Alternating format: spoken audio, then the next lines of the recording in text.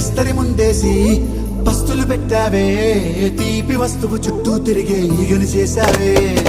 చీచీ సిగ్గలేని మొగుడు కారండాయ్ గుయ్ గుయ్ గుయ్ గుయ్ అంటూ మీదికి రాకండా